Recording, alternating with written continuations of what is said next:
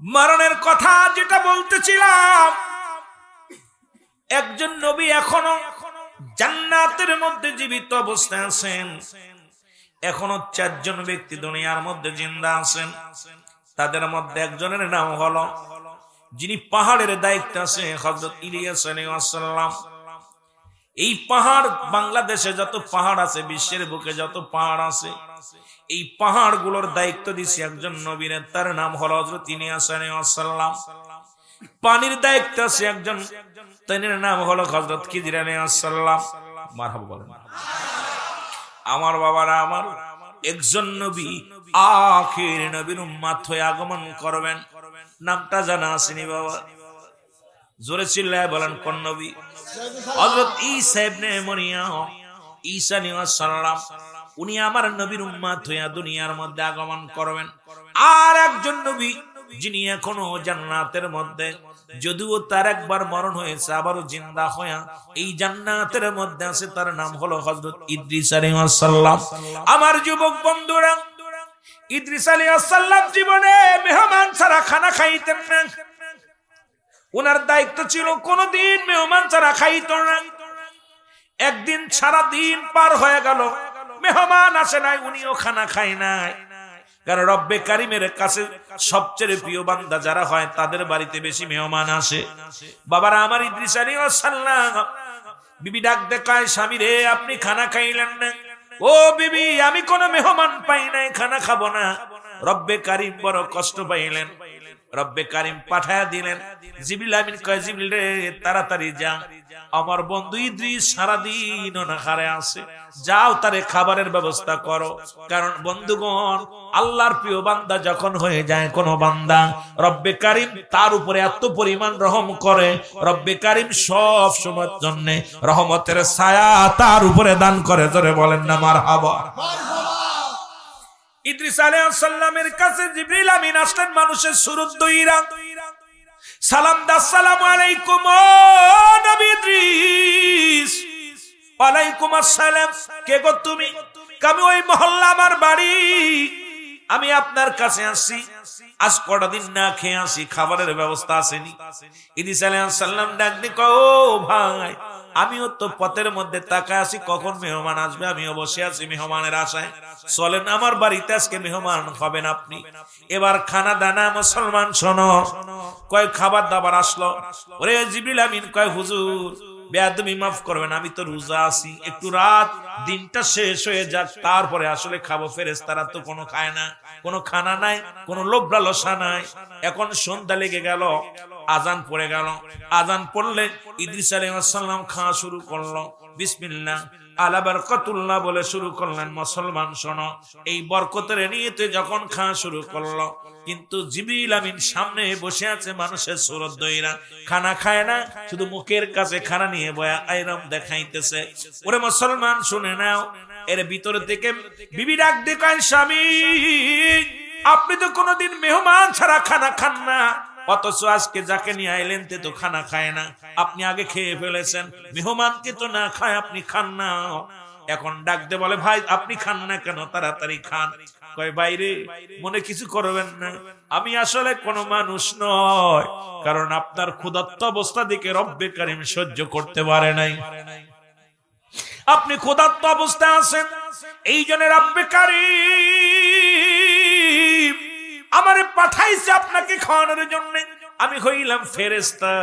সুতরাং ইদ্রিস আলাইহিস সালাম কয়, ভাই জিবরিল আমার সঙ্গে তুমি ধোঁকা দিছো, আমার সঙ্গে তুমি ঠগাইছো।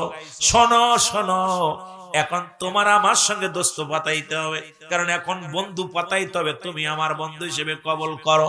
আল্লাহ কয়, গাজরা জিবরিল দেরি করিস না, আরে আমার বন্ধু যেহেতু বন্ধু পাতাইতে চায়, বন্ধু পাতায় নাও। সঙ্গে সঙ্গে বন্ধু পাতায় নিলেন। মুসলমান শুনে নাও, এবার কয় বন্ধু বানাইলা, কয় 3টা দাবি করব। নাম্বার 1, তোমাকে আমাকে এখন মারতে হবে, মৃত্যুবরণ করব। দ্বিতীয়, আমাকে জান্নাত জাহান্নাম দেখাইবা। তৃতীয়, আমাকে আবার জিন্দা করবা। এর মুসলমান আল্লাহ কাল জিবরিল আনছে, ডাক দে, আল্লাহ এ বন্ধু পাতায় কোন বিপদের মধ্যে আমারে ফেললাম, বন্ধু পাতায় আমারে কোন বিপদের মধ্যে ফেললেন। এখন তুনাকে মারতে বলে, ওনার হায়াত তো এখন শেষ হয় নাই, এখন আমি কেমনে মারবো? আল্লাহ কয় যা বলছে মেনে নাও, যেহেতু আমার বন্ধুর সঙ্গে তুমি ছলনা করেছো, এখন যা বলে মেনে নাও। আমি আল্লাহ কোন মেনে নিলাম। সঙ্গে সঙ্গে আজরাইল তাকে মারলেন, মারা পর এবার তারে জিন্দা করলেন। আবার তাকে জান্নাত জাহান্নাম সারা পৃথিবী ঘোরায় সব কিছু জান্নাত জাহান্নাম গুলো দেখাইলেন। দেখানোর পর আবার জিন্দা করলেন।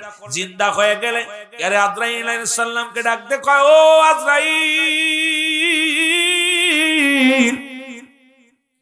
তোমার কাছে আমি জানতে চাই। আজরাইল কয় হুজুর আপনি অল জান্নাত দেখছেন জাহান্নাম দেখছেন, কেমন লাগে? ইদ্রিস আলাইহিস সালাম কয় ও আজরাইল, আমার আল্লাহর নিয়ামত আর জাহান্নামের ভয়াবহতা আমি বিবরণ করব কেমন করে? ওই জাহান্নামের মধ্যে সবচেয়ে বড় কঠিন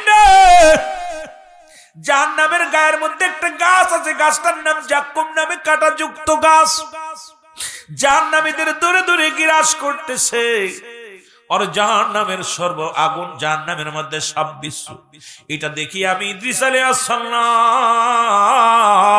ওই জান্নাতের নিয়ামত দেখেছি। জান্নাতের মধ্যে একটা গাছ আছে সিদরাতুল মুনতাহা, বড়ই তলা। জোরে জোরে চিল্লায়া বলা যাবে না মারহাবা? জান্নাতের মধ্যে একটা গাছ, জাহান্নামের মধ্যে একটা গাছ। প্রতিনিয়ত আপনার মৃত্যুর পরে দেখা যায় বড়র পাতা গরম জালে দেয়। হাকিকত জানার দরকার মুসলমান। নবীজি কেউ নিয়ে রাখলেন সিদরাতুল মুনতাহায়। নবীজি বললেন ভাই জিবরিল কোথায় রাখলে? আমারে হাকিকত নিয়ে আলোচনা করতে গেলে সময় লাগবে। বলে হুজুর এটা হলো জান্নাতুল মাওয়া, এই বাম পাশে অবস্থান সিদরাতুল মুনতাহা বড়ই গাছ। নবী তাকায় দেখে রে কাটা নাই, শুধু বড় বড় ফল ধরে আছে। আরে মুসলমান শুনে নাও, তুমি মুমিন হলে বড়ই গাছ ভালোবাসো, কারণ এই জান্নাতের মধ্যে বড়ই গাছ পাওয়া যাবে। জোরে জোরে বলেন মারহাবা। কথা বুঝেননি? রাসূলকে নিয়ে রাখছে জান্নাতের মধ্যে, ডান পাশে জান্নাতুল মাওয়া, বাম পাশে গাছটা। যারা জান্নাতুল মাওয়ার মধ্যে প্রবেশ করবে তারা এই ফলগুলো ভক্ষণ করবে। জোরে বলেন না মারহাবা। এই বড়ই গাছ আমরা নবীজি আয়া বলছে জিবরিল দেখে আসছে বড়ই গাছ। নবীজি আয়া এই বড়র পাতা আমাদের দেখুন মরণ কালে দেখা যায় কিছু বড়র পাতা, কিছু ইসের পাতা, নিমের পাতা, বড়র পাতা দুই চারটে দেয় আমাদের মরণের সঙ্গে গোসলের ভিতর। জোরে বলেন ঠিক কিনা? কিন্তু নবীকে ভালোবেসে রাখলেন গাছতলায়। নবীজি তাকায় দেখে গাছটা, নবীজি ডান দিকে তাকায় দেখে জান্নাত। ও যুবক আমার বাবারা আমার, এবার মুসলমান শোনো, জিবরিল আমিন জান্নাতের মধ্যে গ্রহণ করলেন।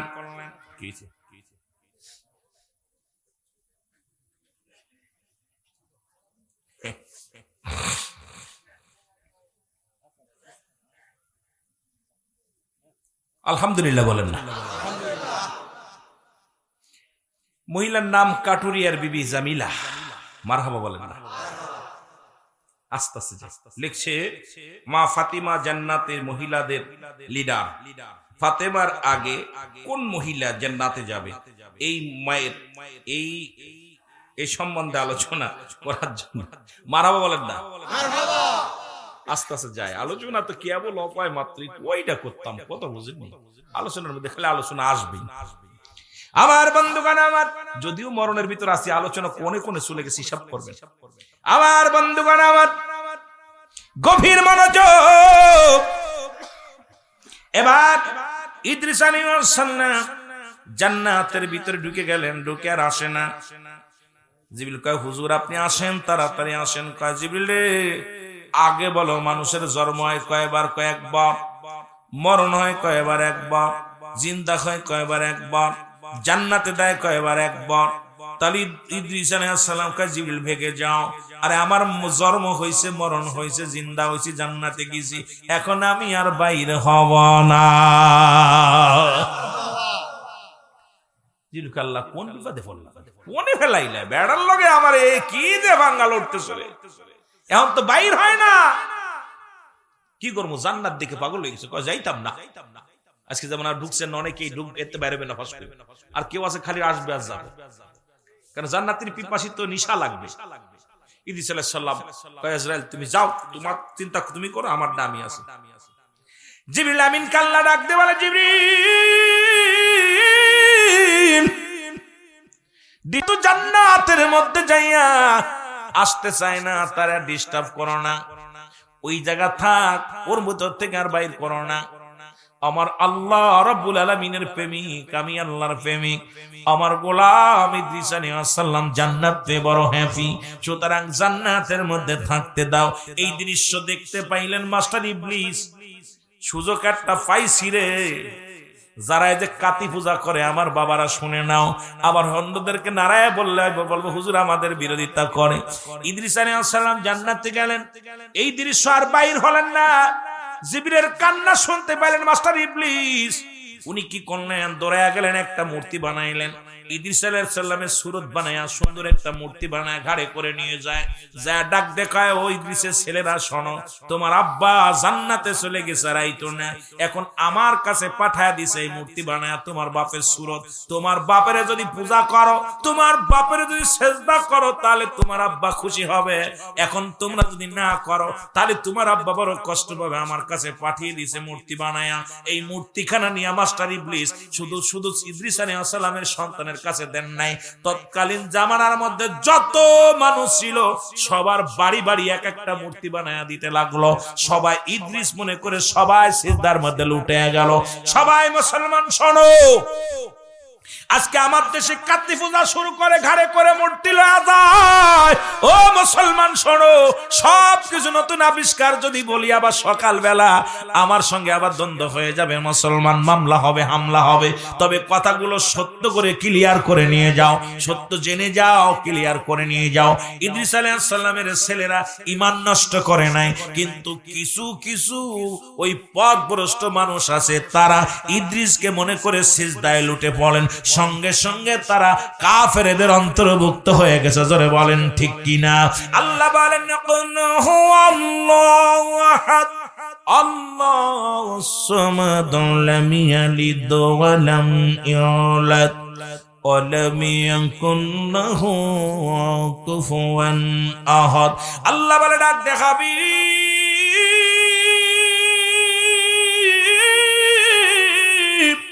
আপনি জানিয়ে দেন আমি আল্লাহ এক। কয়জন? আরো জোরে। আমি শুরু করছিলাম সূরা ইখলাস দিয়ে। আল্লাহ বলে হাবিব আপনি জানিয়ে দেন আমি আল্লাহ এক, আমি কাউরে জন্ম দিই নাই, কারো থেকে জন্ম নিই নাই। সুতরাং আল্লাহর কোন ছেলে মেয়ে আসেনি, 4-5টা আছে, 10-12টা। তাহলে যারা চন্দ্র পূজা করলো কারে করে? যারা মূর্তি পূজা করে তারা কারে করে? যারা দুনিয়ার মধ্যে মূর্তি পূজা করে, গাছ পূজা করে, দরগা পূজা করে, বাবারা তারে কারে করলো? আরে একমাত্র সিজদার মালিক হলো আমার আল্লাহ। এখন সিজদায় লুটিয়ে পড়ি যারা অন্য মানুষের মুসলমান। আল্লাহ বলে বান্দারে শোনো শোনো শোনো, আমার নবী জানিয়ে দেয়, শুনে নাও শুনে নাও। আল্লাহ কারো জন্ম দেয় নাই, কারো থেকে জন্ম নেয় নাই। আসমান জমিনের মধ্যে আল্লাহর সমকক্ষ পৃথিবীর মধ্যে আর কেউ নাই। আল্লাহ কয় পৃথিবীর মধ্যে সারা পৃথিবী আমার। মুসলমান শোনো, আসমান জমিনের মধ্যে যা কিছু আছে সবই আমার মুখাপেক্ষী, আমি কারোর মুখাপেক্ষী নাই। আসেনি? তাহলে যারা দ্বিতীয় খোদা বানাইল, আল্লাহকে ব্যতীত অন্যকে সিজদা করলো, আল্লাহ যারা চন্দ্র পূজা করে এরা মুশরিক, যারা মূর্তি পূজা করে এরা মুশরিক, যারা দেবতা পূজা করে এরা মুশরিক। এখন মুশরিকদের অন্তর্গত আমরা যারা মুসলমান হয়ে গেলাম, ওরাও মুশরিকের মধ্যে কোনো সন্দেহ নাই। জোরে বলেন ঠিক কি না? এই মুশরিকের দলেরা, কেমনে তোরা পূজা করলি, কেমনে ওদের সাথে শরীক হলি? রোজার পূজা নাকি এক? নাউজুবিল্লাহ বলেন না। এদের এখনো দলে রাখে, এদের এখনো দলে পিটায় খাদায় না কেন? রোজার পূজা কথা বুঝছেন? মুদ্রার এফিট ওফিট কথা বুঝ। হিন্দু আর মুসলমান নাকি আমরা এফিট ওফিট? কত বড় বিয়াক্কল! ইমানের শাকালা ইলা নাই, কোন ইলা ইল্লাল্লাহু একাল্লাহ সারা মুহাম্মাদুর রাসূলুল্লাহ সাল্লাল্লাহু আলাইহি ওয়াসাল্লাম। আল্লাহ সারা কোন মাবুদ ইলা নাই, এইটা যে ব্যক্তি মানে সেই হলো ঈমানদার মুমিন। আর আল্লাহ সারা অনেক আল্লাহ আছে, এ হলো কাফের মুরতাদ। জোরে বলেন ঠিক কি না? এর সঙ্গে তাল বাহাচ্ছে কি অবস্থা! আমার বাবারা, আমার বন্ধুরা, আমার এই ইদ্রিস আলাইহিস সালামকে আল্লাহ ডাক দে বলে, ও বন্ধু, তুমি জান্নাত পেয়ে খুব খুশি নি? আল্লাহ খালি খুশি নাকি? তোমার নিয়ামত হাকা যা হাকা যা হাকা যা, অনেক, অল্প না, অনেক, এত এত নিয়ামত। আল্লাহ কয়, ও ইদ্রিস বন্ধুরে, তুমি জান্নাত পেয়ে খুশি নি? কয় হ। কয় তার মানে কি হ বললাম? আল্লাহ গো, তবে সব পাইলাম, তবে তোমার আজরাইল বুঝি আমার সাথে ভালো ব্যবহার করে নাই। কথা বুঝেন? তোমার আজরাইল আমার সাথে ভালো ব্যবহার করে নাই। আল্লাহ আজরাইল রে, তোর নামে অভিযোগ, কারণটা কি? আমার বন্ধুর রুহটা তুমি কেমনে বাইর করলা? কয় রব্বে কারীম, আপনার বন্ধুর রুহটা শুধু মাথার মধ্যে হাত বুলিয়েছিলাম, আমি তো কোনো কষ্ট দিই নাই। মায়ের বুকে দুধ খাইতে খাইতে সন্তান যেমনি ঘুমায়া যায়, ঠিক সেই রকম তার মৃত্যু দিছি, কোন রকম কষ্ট দিই নাই। আমার আল্লাহ কয়, কেন বন্ধু মৃত্যুর যন্ত্রণায় কষ্টের কথা বললো? যাও আমার বন্ধুরে জানায় আসো। আজরাইল আলাইহিস সালাম সালাম দা, আসসালামু আলাইকুম। ইদ্রিস আলাইহিস সালাম ওয়ালাইকুম আসসালাম। বলে আজরাইল রে, আগে আমার বলো, আমার মৃত্যুটা কেমনে হয়েছে? এবার আজরাইল ডাক দে বলো, আল্লাহর নবী, আমি সবার জান কবজ করার জন্য দুনিয়ার মধ্যে আগমন করি না, একমাত্র ইমানদারের জানটা কবজ করার জন্য দুনিয়ার মধ্যে আসি। ও যুবক, দিলের কান্ডা লাগা শোনো, আর আপনার কাছে এসেছি, আপনার রুহটা বাইর করেছি। শুধু যেমন মায়ের বুকে দুধ খাইতে খাইতে সন্তান ঘুমিয়ে যায়, তদ্রূপ আপনার রুহটা বাইর করেছি। ইদ্রিস আলাইহিস সালাম ডাক দে বলে, আজরাইল,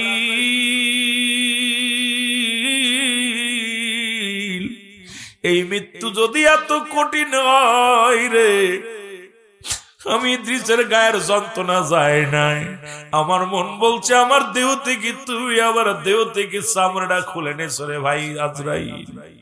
আজরাইল রে, এই সহজ মৃত্যুটা যদি এত কঠিন হয় রে, ওই কঠিন মৃত্যুটা কত কঠিন হয়।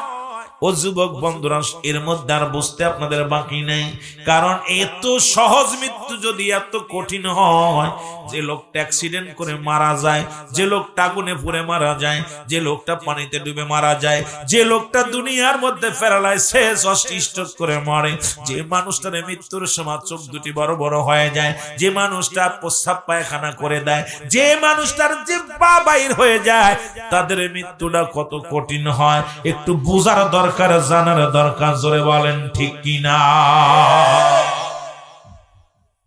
এত কঠিন, এত সহজ মৃত্যু যদি এত কঠিন হয়, কঠিন মৃত্যুটা কত কঠিন হয়। বন্ধুগণ আমার, 2 নাম্বার বিপদ, 2 নাম্বার হলো কবর।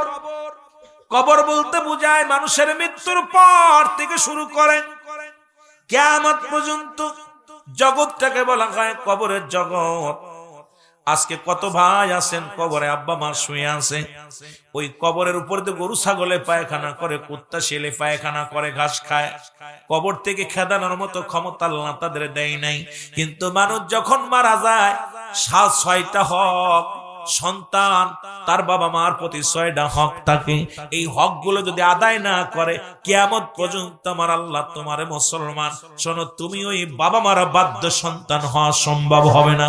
নাম্বার 1 ভালো করে লেখে নেন, 6টা হক, তার ভিতরে নাম্বার 1, তোমার আব্বা মা যখন মারা যাবে, 1 নম্বরে তাদের জন্য মাগফিরাত কামনা করতে হবে, 2 নাম্বার তাদের জন্য সবরেশানি করা লাগবে, 3 নাম্বার শরীয়ত মোতাবেক তাদের ওসিয়ত পূরণ করা লাগবে, 4 নাম্বার তার আত্মীয় স্বজনের খোঁজ খবর নেওয়া লাগবে, তাদের সুখে শান্তিতে রাখা লাগবে।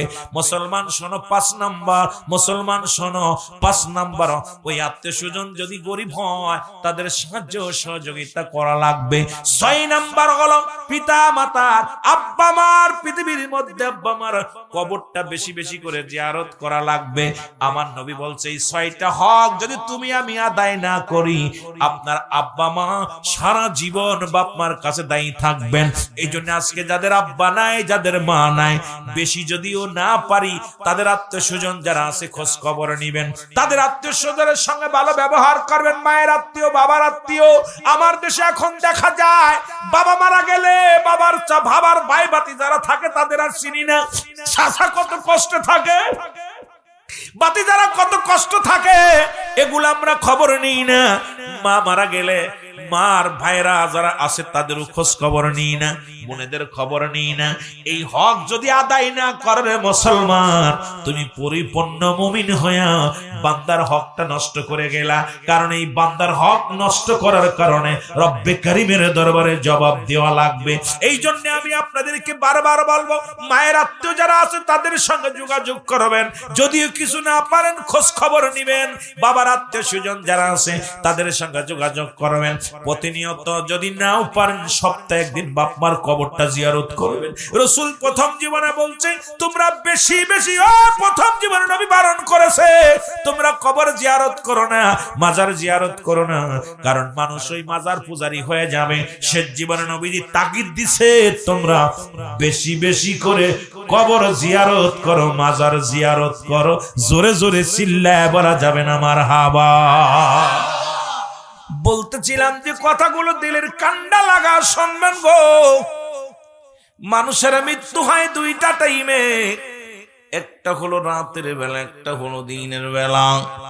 কয়টা টাইমে মরণ হয়? জোরে চিল্লায় বলা যাবে না কয়টা টাইমে। হাফেজ কারি যারা আছেন, মৌলানা আছেন, ভিতরে আসবেন। আমি তো সবাই চিনি না, দুঃখিত এই জন্য।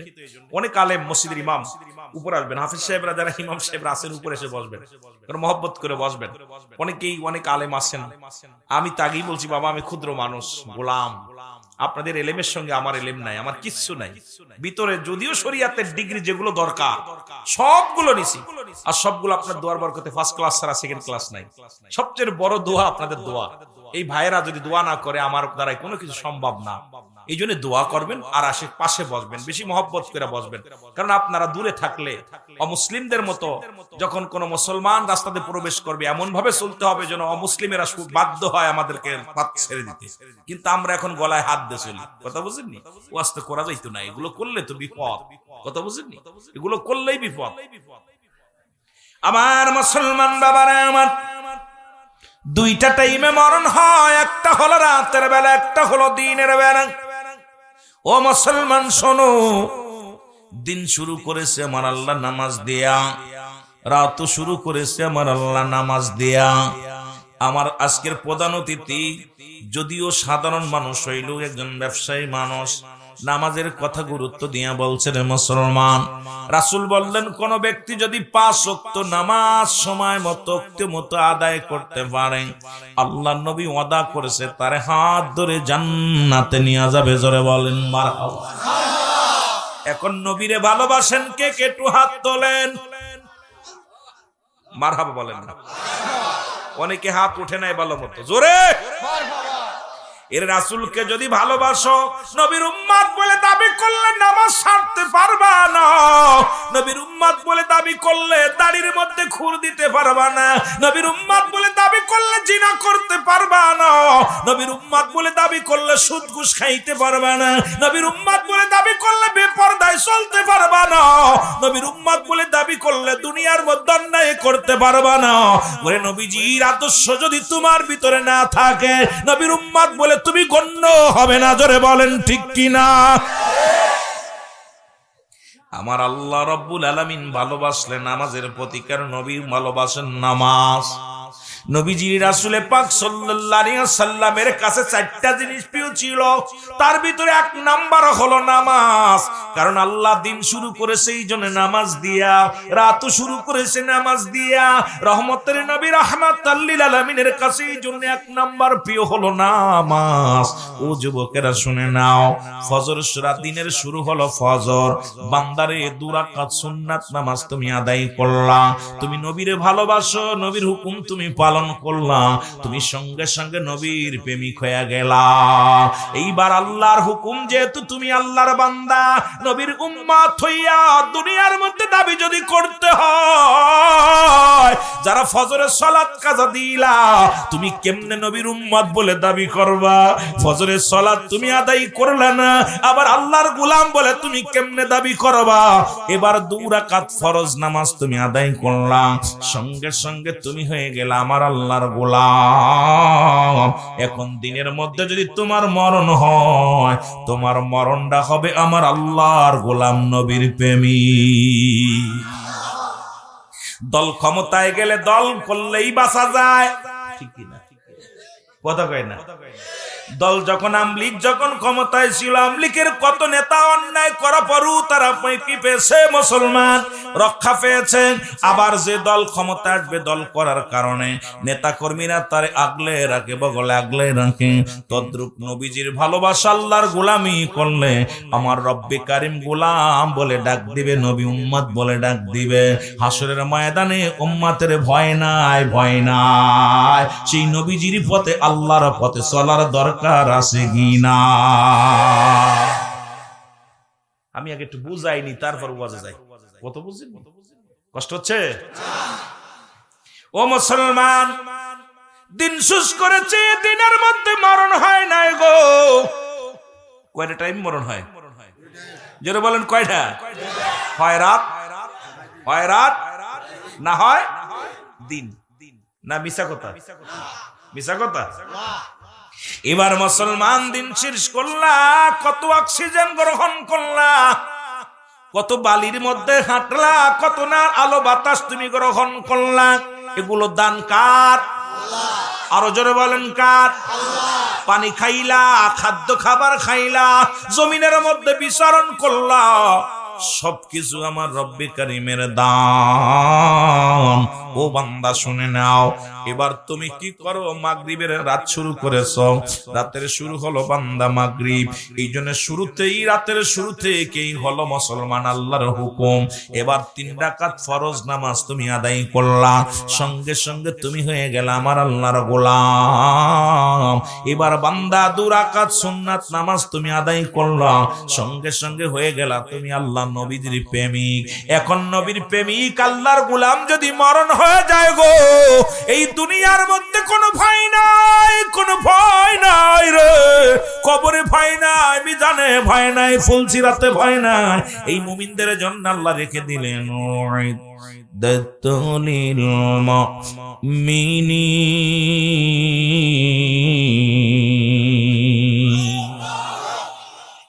আল্লাহ কয়, মুমিনেরা শোন, ভালো কইরা শোন।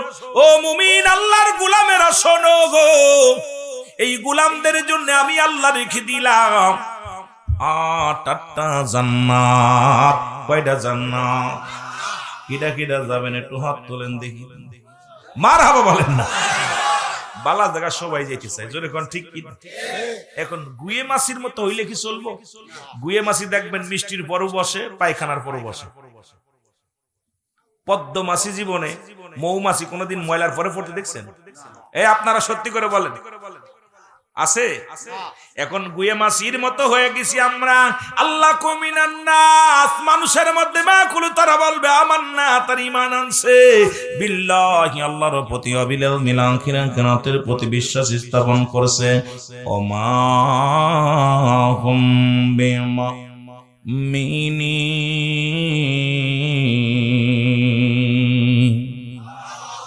এই গোলাম, অমিনান নাস, নাস শব্দের অর্থ মানুষ। এই মুনাফিক যে মানুষের মধ্যে আছে, ওরা গুয়ে মাছি হয়ে গেছে। একবার মন্দিরে দৌড়য়, আবার মসজিদেও দৌড়য়। বলেন, একবার মূর্তি পাহারা দেয়, আবার মসজিদে যে সিজদা দেয়। এখন বলতে গেলে এই সমস্ত মুনাফিকদের কারণ ইসলামের 12টা বাজতে চায়। ও যুবক শোনো, শুনে নাও, শুনে নাও। বাবারা আমার, তিরমিজি শরীফের হাদিস কানা শুনে নাও, 3952 নাম্বার হাদিস। যদি লিখে নাও, না পাইলে আমাকে ফ্যান চ্যালেঞ্জ করবা। এর ধোঁকাবাজেরা ভালো করে শুনে নাও। হাদিসের মধ্যে আছে, তিরমিজি শরীফের হাদিসের মধ্যে, ও যুবক, 3952 নাম্বার হাদিস কানা গো, আমার নবী বলছে শেষ জামানে আমার উম্মতের মধ্যে একদল উম্মত বাইর হবে গো, ওরা নিজেরা মূর্তি পূজা করবে, অন্যকে উৎসাহিত করবে। জোরে জোরে চিল্লায়া বলা যাবে না নাউজুবিল্লাহ। নবীজি 1500 বছর আগে, এই মৌলভী সাহেব, রাসূল বলে গেছে 1400 বছর আগে যে আমার উম্মতের মধ্যে একদল আসবে। তিরমিজি শরীফের হাদিস 3952 নাম্বার হাদিস। কত নাম্বার? 3000। নোট করেন মৌলবীর দৌড় তৈব তো, কারণ এখন কে জামানা, তবে হুজুর দলিল কই? রাসূল বলছে আমার উম্মতের মধ্যে একদল বাইর হবে, নিজেরা তারা মূর্তি পূজা করবে, অন্যকে মূর্তি পূজার জন্য উৎসাহিত করবে।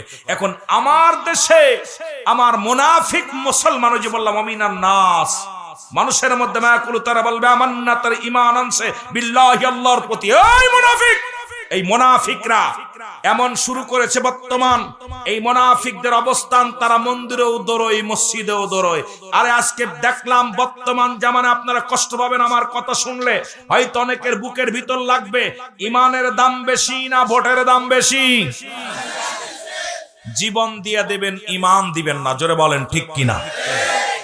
এক হিন্দু মহিলাকে প্রশ্ন করছে এক সাংবাদিক, আপা এবছর পূজা কেমন হলো? কই ভাই, পূজা আর কি করবে, এবছর আমরা আনন্দ করতে পারি নাই। বলে কেন? কয় আমরা ঈশার পরেই আমরা একটু সেজে গুজে আসবো, দেখি একদল হুজুরাই আমাদের মন্দিরগুলো দখল করে নিছে। এখন বলেন দি, পুরুষ মানুষের সামনে কি সেজে গুজে যাওয়া যায়? এবছর স্বাস্থ্যও পারি নাই, পূজায় বেশি মজাও করতে পারি নাই। নাউজুবিল্লাহ বলবেন না? কি আফসোস করে বলতেছে আমরা একটু সাজুগুজু করে একটু যাবো, যে তা আমাদের বসার জায়গা নাই, হুজুররাই বসে জোগাড় করে একদম জায়গা দখল করে ফেলছে। এই লজ্জা মুসলমানদের মরে যাওয়া উচিত, মরে যাওয়া উচিত। সাবধান, ঈমান গেলে ঈমান পাওয়া যাবে না, সম্পদ গেলে সম্পদ পাওয়া যাবে, জীবন চলে গেলে জান্নাত পাওয়া যাবে ঈমানের সঙ্গে, কিন্তু ঈমান গেলে জাহান্নাম। জোরে বলেন ঠিক কিনা? রুহুল আমিন সিদ্দিকী একটু কড়া কথা বলে ফেলতেছে, তাই না? কড়া কথা বলতেছে, আব্বারে আমার তো কবরে যেতে হবে, সেদিন আমার আগে জিহ্বাটা কাটবে, আমার আগে জিহ্বাটা টানতে ছিড়বে। এই বক্তা, এগুলো দেখো নাই?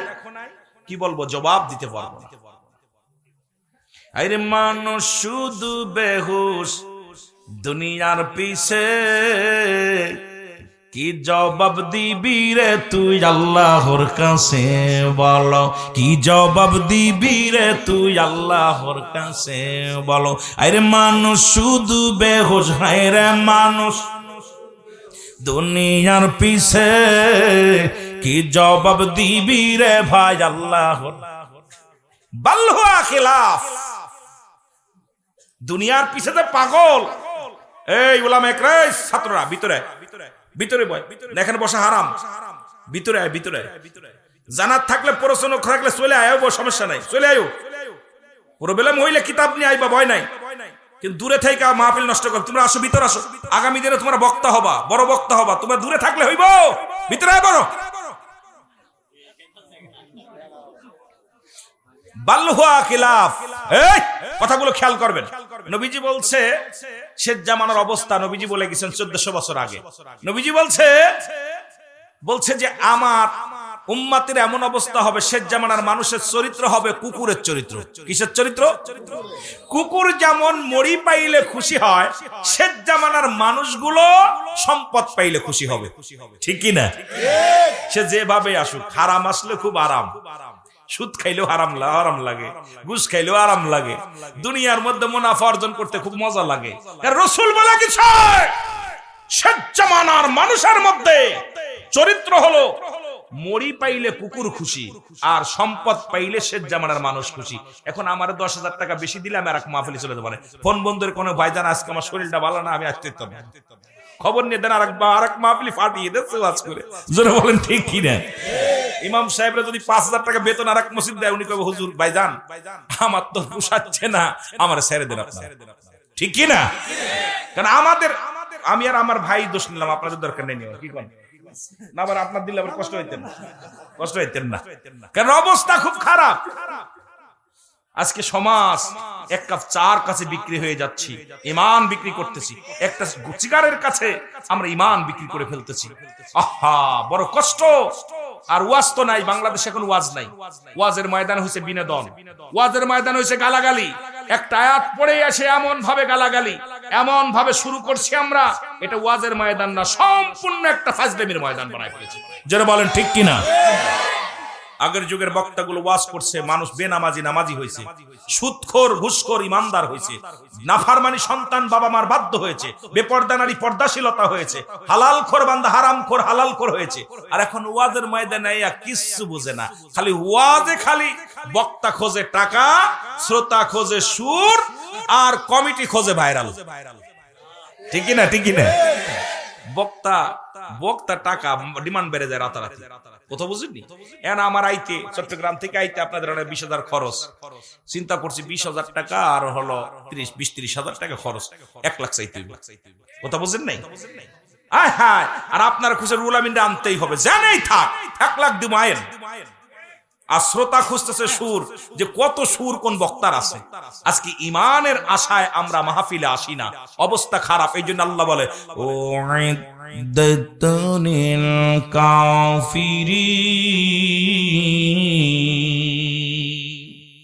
কাফের বেঈমান মুনাফিকদের জন্য প্রস্তুতি করে রাখছে আল্লাহ একটা জায়গা। সেই জায়গাটা হলো 7টা জাহান্নাম। কিরা কিরা যাবে? ওরে ভাই, চালাক আছে তো এলাকার মানুষ। আমি মনে করছিলাম হয়তো এলাকার নদী অঞ্চল মানুষ, সুন্দর একটা চর, আহারে চরটা লক্ষ্মী চর, লক্ষ্মী মানুষগুলো আসলে লক্ষ্মী, বালা মানুষ। লক্ষ্মী যেটা বালা হয় এটাই লক্ষ্মী বলে বেশি। আমাদের অঞ্চলে যে ছেলেটা সভ্য হয়, যে মেয়েটা সভ্য হয়, তার আমার ছেলেটা খুব লক্ষ্মী, মেয়েটা খুব লক্ষ্মী। আসলে এলাকার মানুষ লক্ষ্মী। একটা মানুষ বইলে হাত উঠায় নাই, সবগুলো জ্ঞানী মানুষ। মারহাবা বলেন না? কষ্ট হচ্ছে আমার ভাইরা, আমার বন্ধুরা, আমার গভীর মনোযোগ। আমি যে কথা বলতেছিলাম বন্ধুগণ আমার, এখন রাতের মধ্যে যখন মরণ বরণ মৃত্যুর পেয়ালা পান করলেন, আপনি হয়ে গেলেন আমার আল্লাহর গোলাম, রাসূলের প্রেমিক। ও যুবক, আপনার দেহটা যখন মৃত্যুর পরে সঙ্গে সঙ্গে হয়ে গেলেন আমি আপনার আল্লাহর গোলাম, আমার নবীর প্রেমিক। কোনো ভয় নাই, জোরে বলেন মারহাবা। এ বন্ধুগণ আমার, পৃথিবীর মধ্যে 3টা বিপদ।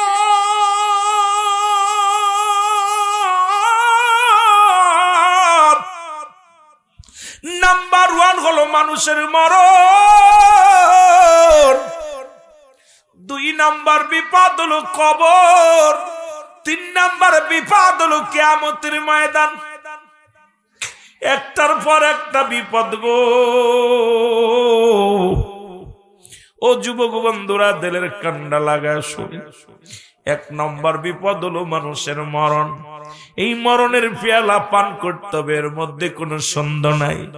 আদম নবী থেকে শুরু করে আখির নবী রাহমাতুল আলামিন পর্যন্ত নবীদের দরজা বন্ধ, এখন বেলায়েতের দরজা শুরু হয়ে গেছে। এই বেলায়েতের দরজা পর্যন্ত যত কামেল মুকাম্মেল আছে সবাই দুনিয়ার মায়া ছেড়ে চলে গেছে। আমারও কোন দিন যেন ডাক এসে যায়, মরণের পেয়ালা পান করব। ও যুবক, আজ পর্যন্ত কোন ডাক্তার কবিরাজ মরণ রোগের ওষুধ বাইর করতে পারে নাই, জোরে বলেন ঠিক কিনা? 1 নাম্বার বিপদ হলো মানুষের মরণ। এই মরণের কথা বলতে গেলে বড় কষ্ট হয়। আল্লামা মুফতি আমজাদ আলী সাহেব একটা কিতাব লিখলেন, কিতাবের নাম বারে শরীয়ত। এই কিতাবের মধ্যে উনি লিখতে যা বললেন, দুনিয়ার মানুষ শোনো, মানুষ যখন সাধারণ মৃত্যুবরণ করে 70টা তাজা উটের গায়ের চামড়া জবাই না করিয়া উল্টো দিকে টান দিয়া লবণ আর মরিচ লাগায় দিলে যতটুক যন্ত্রণা হয়,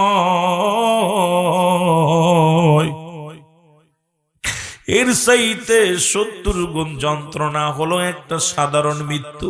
এখন আমরা যারা মরণকালে পায়খানা করে দিই রে, যারা গোসল করায় মায়েদের তারাই জানে রে যুবক, মরণের সময় পায়খানা করে দেয়, মরণের সময় প্রস্রাব করে দেয়, মরণের সময় মুসলমান শুনে নাও, মরণের সময় অনেকের চোখ দুটি বড় বড় হয়ে যায়, মরণের সময় অনেকের জিহ্বাটা বাইর হয়ে যায়, তাদের মরণটা কত কঠিন হয়। আল্লাহ, তাদের মরণটা কত কঠিন হয়। এ বন্ধুগণ আমার, অথচ মুমিনের মৃত্যু হয় আটা গুলায়া খামির বানায়া, এর ভিতরে যদি একটা চুল পরে চুলটা টান দিয়ে বাইর করলেন, যেমন অনাসি বাইর হয়ে যায়। ঈমানদার, আরে বাবারা আমার, ওরে আজরাইল যখন জানটা কবজ করবে, কত মানুষের কব আপনারা গোসল করাইলেন, দাফন করাইছেন, কত মায়েতকে দেখিয়া মানুষ ভয় পেয়ে গেছে, এক টঙ্গ পড়ে গেছে, চোখ দুটি বড় বড় হয়ে গেছে, পায়খানা প্রস্রাব পর্যন্ত করে দিছে। আল্লাহ, তুমি আমাদের মরণটা সহজ করে দিও। জোরে জোরে চিল্লায় বলা যাবে না আল্লাহু আকবার। আমার মরণ আসিবে কখন কেউ তো জানি না, আমার মরণ এই আমি চলে যাব, আমায় তোমরা ভুইলা যাও না, আমি চলে যাব, আমার মরণ আসিবে কখন কেউ তো জানি না, আমার মরণ। টাকা পয়সা দালান কোটা যাহা করেছি, সব কিছু ফেলাইয়া আজি একাই চলেছি রে, আমি সব কিছু ফেলাইয়া আজি। আমি যাবার বেলায় ভেবে দেখি আমার কেহ নাই, আমি যাবার কালে ভেবে নাই, আমার মরণ আসিবে কখন কেউ তো জানি না, আমার মরণ। এই পৃথিবী চিরদিনই থাকার জায়গা নয়, অন্ধকার কবর যে তোমার আসল ঠিকানা রে মানুষ, অন্ধকার কবর যে তোমার। এ আমি চলে যাব, আমায় তোমরা ভুইলা যাও না, আমি চলে যাব, আমায় তোমরা ভুইলা যাও না, আমার মরণ আসিবে কখন কেউ তো জানি না, আমার মরণ। এ দুনিয়ার মুসলমান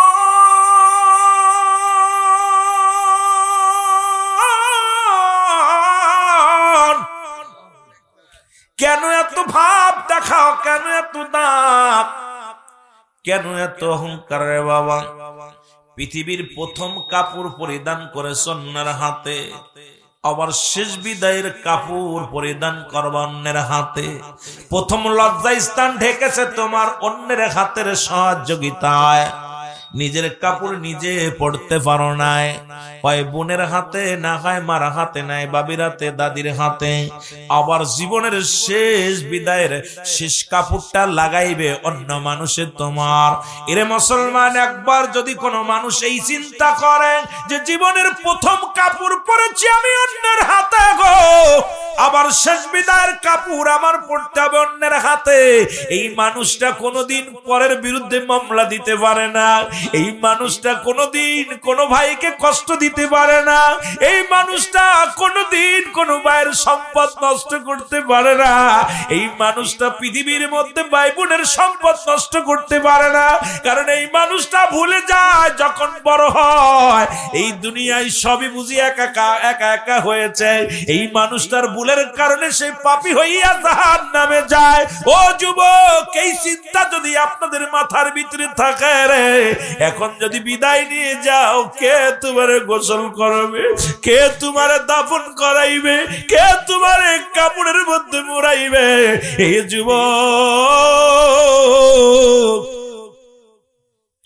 আমি পিরাইটা মাহফিলের মধ্যে বলি, পৃথিবীর প্রথম কাপড় পরছো অন্যের হাতে, শেষ বিদায়ের কাপড় পরবা তুমি অন্যের হাতে। ছেড়ে দাও, ছেড়ে দাও মস্তানি, ছেড়ে দাও, ছেড়ে দাও ক্ষমতার দাপট, ছেড়ে দাও, ছেড়ে দাও নিজের অহংকার, ছেড়ে দাও এই দুনিয়ার সব কিছু বিলিয়ে দাও আমার রব্বে কারিমের নামে। জোরে জোরে চিল্লায় বলা যাবে না আল্লাহু আকবার? আর একটু জোরে জোরে চিল্লায় বলা যাবে না আল্লাহু আকবার? এ মদিনা যাইতে পারলাম না, মদিনা। আরো জোরে চোখের পানি ছেড়ে বলেন, মদিনা যাইতে পারলাম না, মদিনা। আমি অসহায় তাই এত দূরের, আমি অসহায় তাই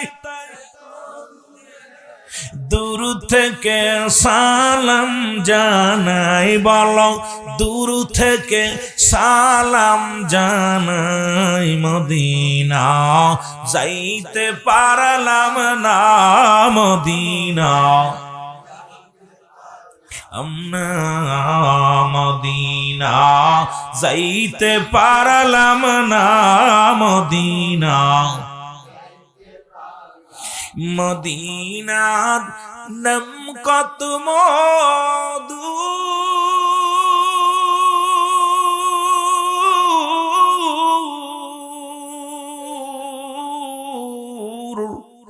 মদিনা অরজে কত দূর,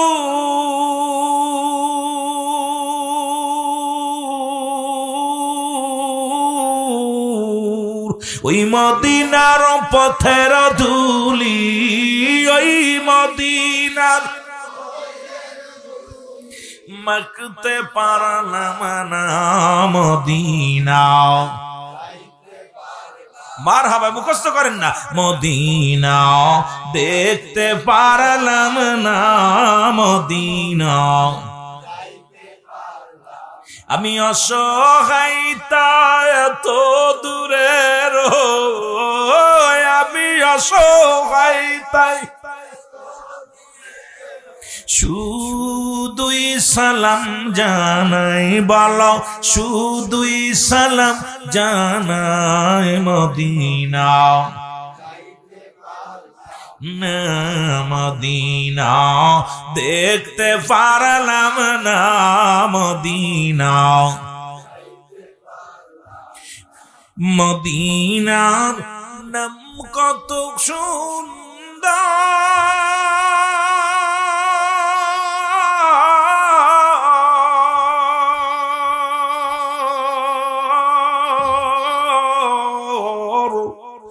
মদিনা কেরে সে অন্তর,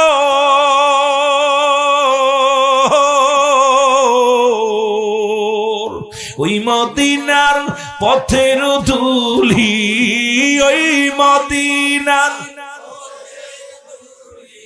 মাখতে পারলাম না, মদিনা যাইতে পারলাম না, মদিনা। মদিনা যাইতে পারলাম না, মদিনা। এই দুনিয়ার মুসলমান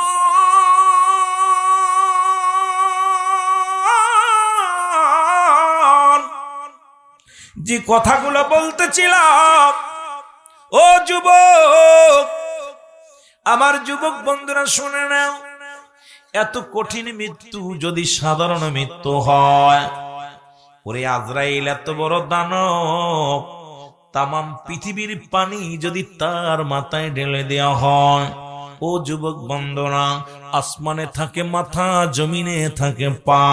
ওরে তামাম পৃথিবীর পানিগুলো যদি মাথায় ঢেলে দেওয়া হয়, একটু পানি জমিনের মধ্যে গড়ায়া পড়বে না। এই আজরাইল প্রত্যেকটা মানুষের কাছে আসবে রে বাবা, তবে একমাত্র ইমানদারের রূহটা নিবে আসানে। ওরে মুমিনের জানটা বাইর করবে আসানে। বেঈমান মুনাফিকদের জান, গাজাখোর মদখোরদের জান কবজ করতে রব্বে কারীম জমিনের মধ্যে পাঠাইবে না আজরাইলকে। আসমান থেকে এমন একটা হুক্কার মারবে রে বাবা, এক নজর দেখিয়া এমন ভয় পাবে রে। এ যুবক, কই পৃথিবীর মধ্যে যাত্রা তো জোরে সিনে নিবে রে। কান্দে রক্ত বাইর হয়ে যাবে, নাকতে রক্ত বাইর হয়ে যাইব রে। এত কষ্ট দিবে রে, পায়খানা প্রস্রাবের রাস্তা দিয়ে ময়লা বাইর হয়ে যাবে। এই মৃত্যুর পেয়ালা আমাদের পান করতে হবে যুবক। এই জন্য আমি পিরাইটা মাহফিলের মধ্যে আলোচনার মধ্যে বলে আল্লাহ কয় কুল্লু মান আলাইহা ফান। আল্লাহ কয় বান্দারে, এই জমিনটা আমি রাখবো না। আজকে জমিনের জন্য তোমরা পাগল। কত মানুষকে ফাঁকি দাও, কত মানুষকে ঠগাও, কত মানুষ সুদ ঘুষ খাও, কত মানুষ কত জমি ফাঁকি দিলাম। আইরে বোনের সম্পদ ফাঁকি দিলাম, ভাইয়ের সম্পদ ফাঁকি দিলাম। এরে দুনিয়ার যুবকেরা কত বাবা তার মেয়ের সম্পদ ফাঁকি দিয়া সন্তানের লেখা দিছ। শুনে নাও, শুনে নাও, দিলের কান্ডা লাগা শোনো। আল্লাহ কয় বান্দারে, এই জমিনটা আমি রাখবো না। এই জমিনটা আমি চূর্ণ বিচ্ছিন্ন করে দিব। এই জমিনের মাটিগুলো সব পুরায়া তামা বানায়া দিব। এই যে বালু, একটা বালু থাকবে না। এই যে বালুর জমিনের মধ্যে ফারিয়াস না। আল্লাহ কয় জমিনের মাটিগুলো পুড়ে হবে তামা। এই জমিনের মধ্যে যত পানি আছে সব পানিগুলো পুড়ে হবে ছাই। ও বাবারা, নিশ্চিন্তালের মানুষগুলো শোনো, এ যুবকেরা শোনো, চরাঞ্চলের মানুষেরা শোনো, এ লক্ষ্মীচরের বাবারা দিলের কান্ডা লাগে শোনো গো। রব্বে কারীম কয় জমিনের মধ্যে যত পানি আছে সব পানিগুলো পুড়ে ছাই হয়ে যাবে। যেদিন কিচ্ছু বলতে কিচ্ছু থাকবে না, সেদিন থাকবে শুধু আমার আল্লাহ। গোলামি করব কার? আর একটু জোরে বলেন, আইন মানব কার? বিধান মানব কার? জমিনটা কার? আমি আপনি কার? এর সব কিছু যে রব্বে কারীমের ঘোষণা, আমার ঘোষণা নাই। কুল্লু মান আলাইহা ফান, সব শেষ করে দিবে কে? গত পরশুদিনকে একটা ঝাঁকি আল্লাহ মারছে। ঢাকার জমিনে 13 জন শাহাদতের পেয়ালা পান করেছ গো।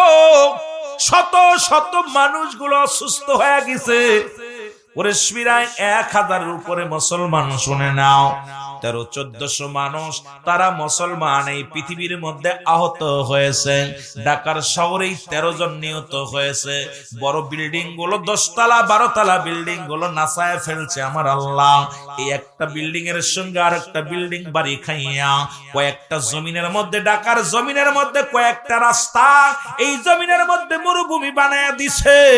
এই ক্ষমতা আমার আল্লাহ সেকেন্ডের মধ্যে, মাত্র 2 মিনিটের মধ্যে, 2-3 সেকেন্ডের মধ্যে অল পৃথিবী, অল বাংলাদেশ আমার আল্লাহ একটা ঝাঁকুনি দিয়েছে রে।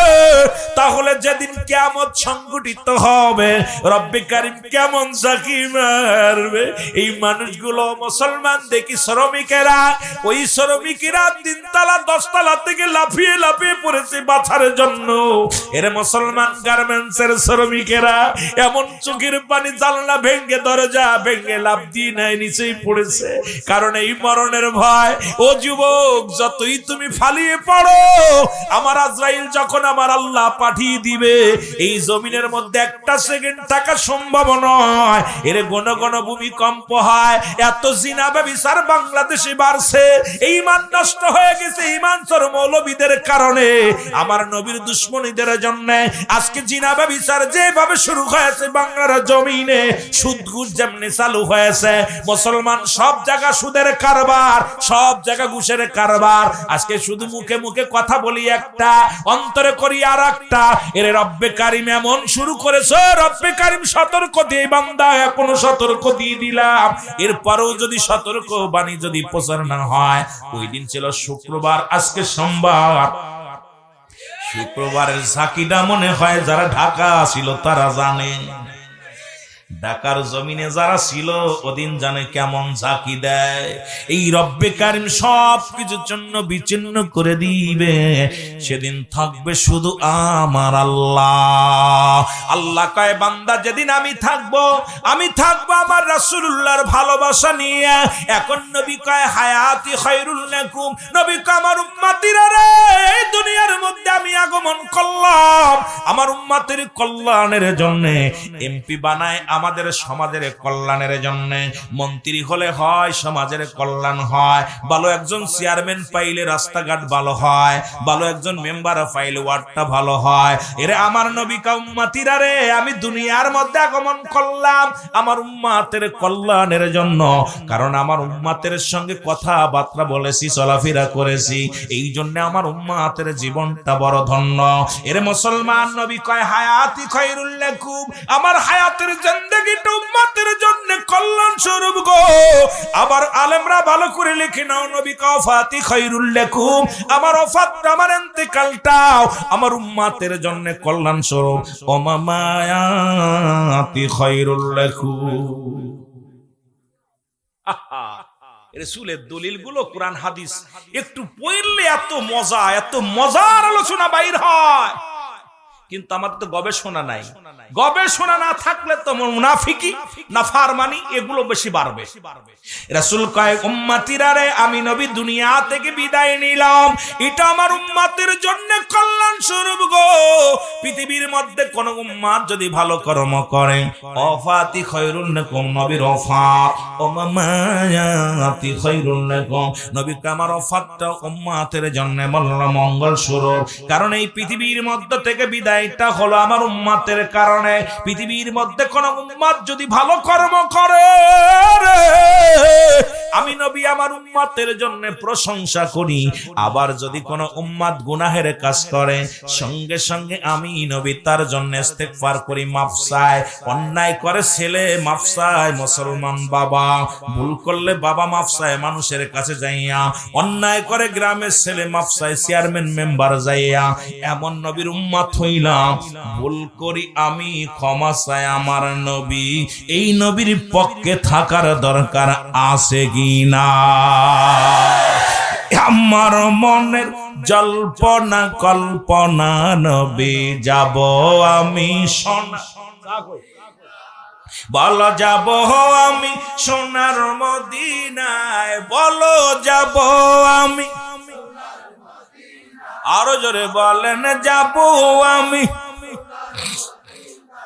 রে আমার মনের জল্পনা কল্পনা নবী যাব আমি সোনা, বলো যাব আমি সোনার মদিনায়, বলো যাব আমি।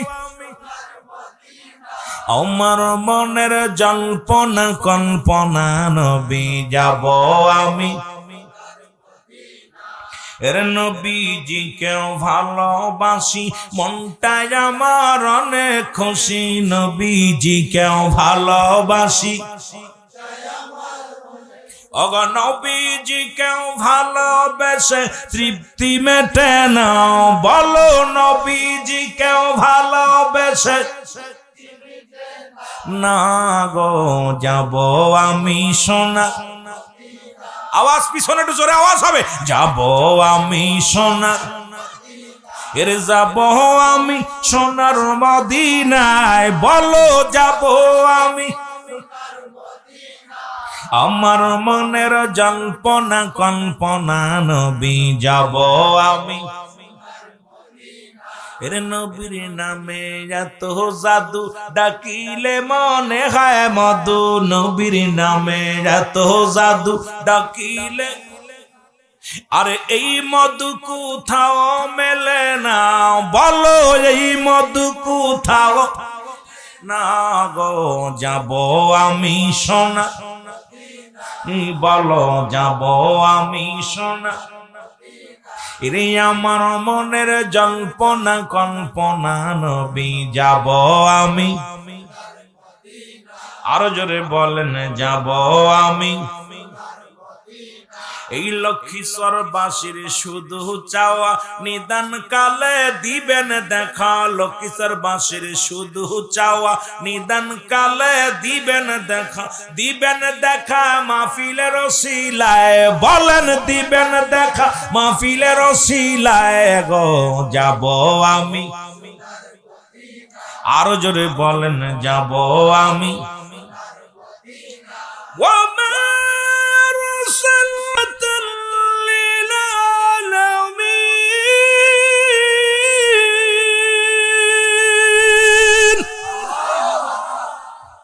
নবী গো তামাম পৃথিবীর রহমত তো আপনাকে দিয়েছে সেই রহমতের পেয়ালা নিয়ে বসে আছেন ইয়া রাসূলুল্লাহ ইয়া হাবিবাল্লাহ আমাদেরকে সেই রহমতের পেয়ালা আমাকে দান করেন জোরে বলুন আমিন মহব্বতের সঙ্গে দুরূদ শরীফ পড়েন আল্লাহুম্মা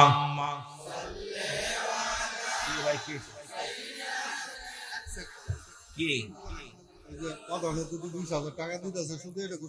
আমি ঘোষণা দিলাম থাক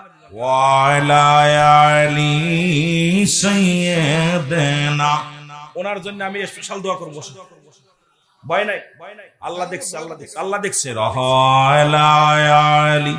অবশ্যই বলবো নাম টেনশন নাই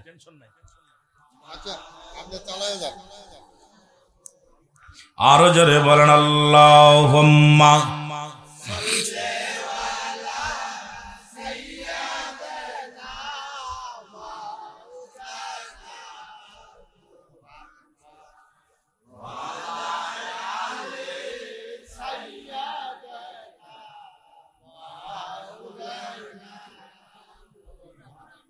কষ্ট হচ্ছে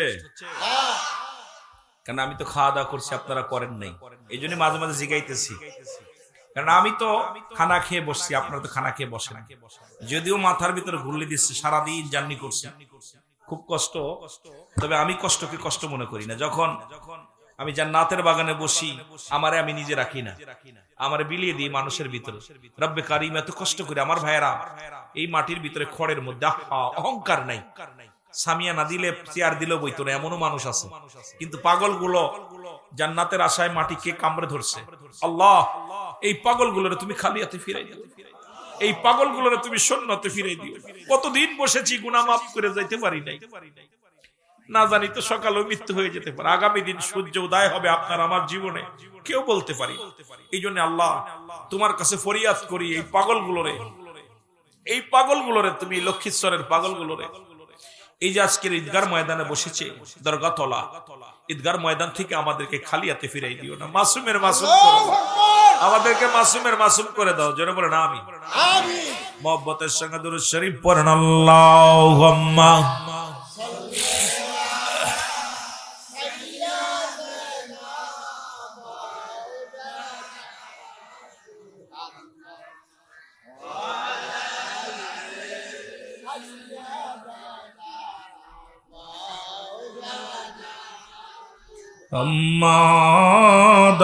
আল্লাহুম্মা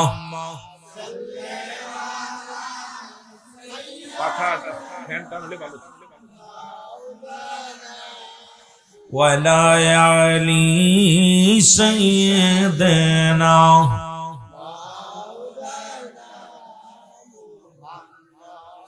ওরে মদিনাবাসী ও ভাই তোমরাই বড় ভাগ্যবান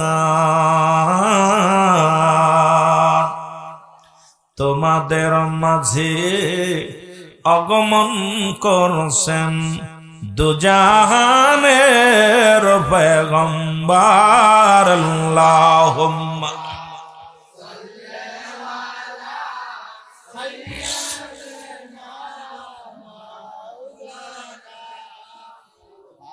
ওয়ালা আলি সাইয়্যিদিনা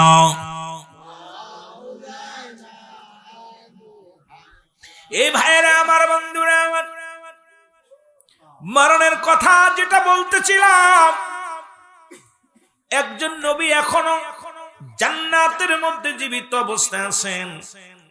এখনো 4 জন ব্যক্তি দুনিয়ার মধ্যে জিন্দা আছেন। তাদের মধ্যে একজনের নাম হলো, যিনি পাহাড়ের দায়িত্ব আছে, হযরত ইলিয়াস আলাইহিস সালাম। এই পাহাড়, বাংলাদেশে যত পাহাড় আছে, বিশ্বের বুকে যত পাহাড় আছে, এই পাহাড়গুলোর দায়িত্ব দিয়েছে একজন নবীর, তার নাম হলো হযরত ইলিয়াস আলাইহিস সালাম। পানির দায়িত্ব আছে একজন, তার নাম হলো হযরত খিজির আলাইহিস সালাম। মারহাবা বলেন। আমার বাবারা, আমার একজন নবী আখির নবীর উম্মত হয়ে আগমন করবেন। নামটা জানা আসেনি বাবা? জোরে চিল্লায় বলেন কোন নবী? হযরত ঈসা ইবনে মরিয়ম, ঈসা আলাইহিস সালাম, উনি আমার নবীর উম্মত হয়ে দুনিয়ার মধ্যে আগমন করবেন। আর একজন নবী যিনি এখনো জান্নাতের মধ্যে, যদিও তার একবার মরণ হয়েছে, আবারও জিন্দা হয়ে এই জান্নাতের মধ্যে আছে, তার নাম হলো হযরত ইদ্রিস আলাইহিস সালাম। আমার যুবক বন্ধুরা, ইদ্রিস আলাইহিস সালাম জীবনে মেহমান ছাড়া খানা খাইতেন না। ওনার দায়িত্ব ছিল কোনদিন মেহমান ছাড়া খাইত না। একদিন সারা দিন পার হয়ে গেল, মেহমান আসে নাই, উনিও খানা খায় নাই। কারণ রব্বে কারিমের কাছে সবচেয়ে প্রিয় বান্দা যারা হয়, তাদের বাড়িতে বেশি মেহমান আসে। বাবারা, আমার ইদ্রিস আলাইহিস সালাম, বিবি ডাক দেখায়, স্বামী রে, আপনি খানা খাইলেন না?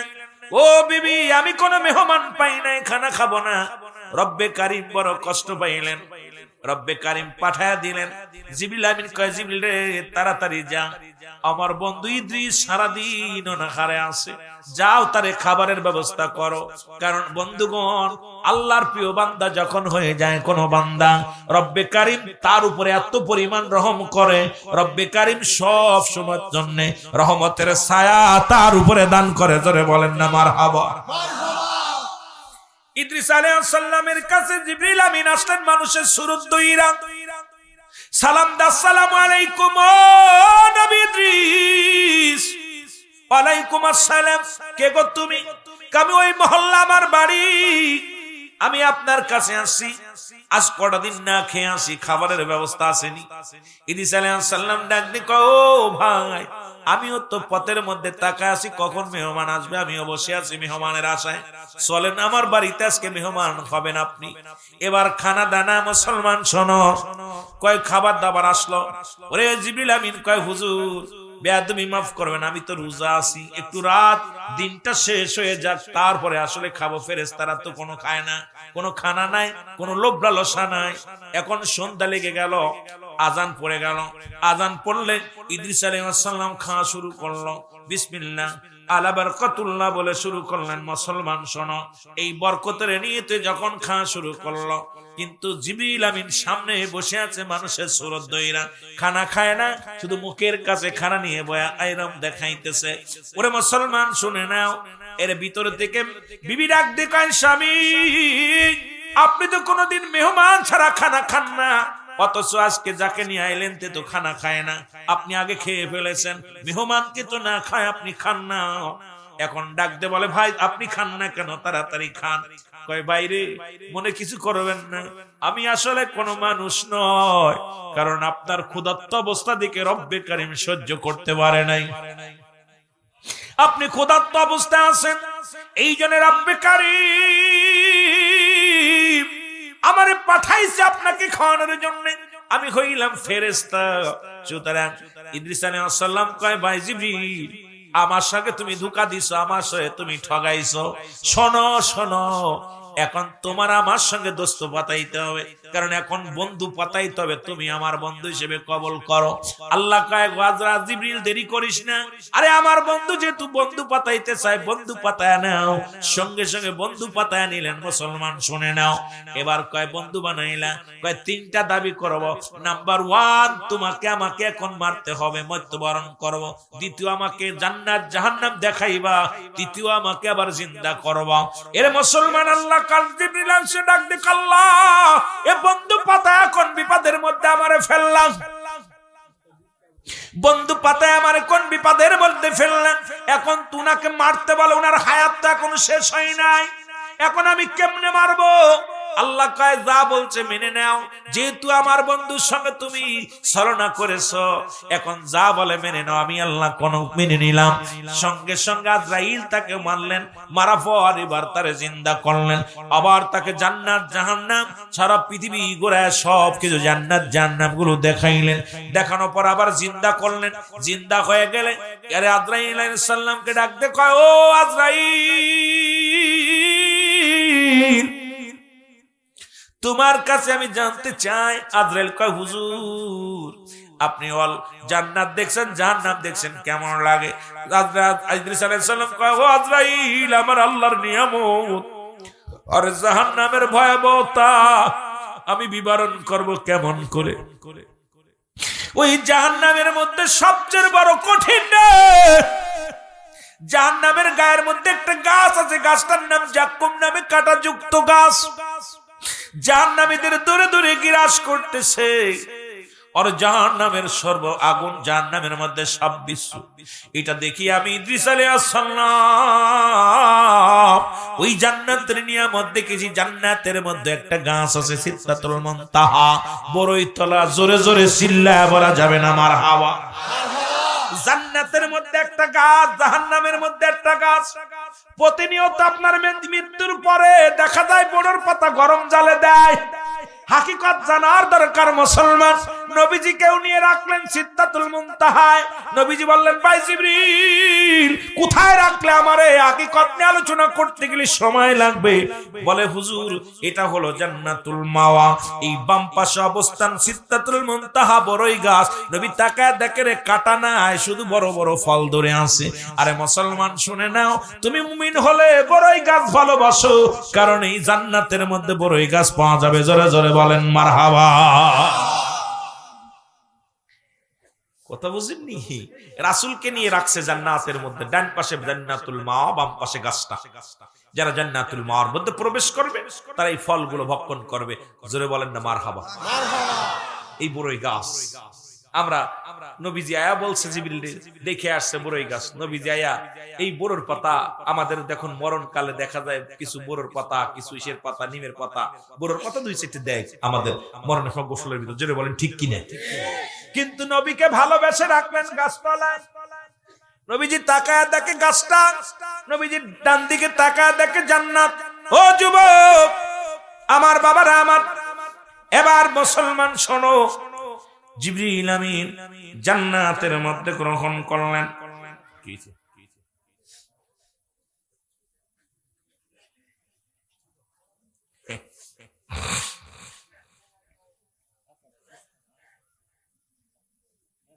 আলহামদুলিল্লাহ বলেন না?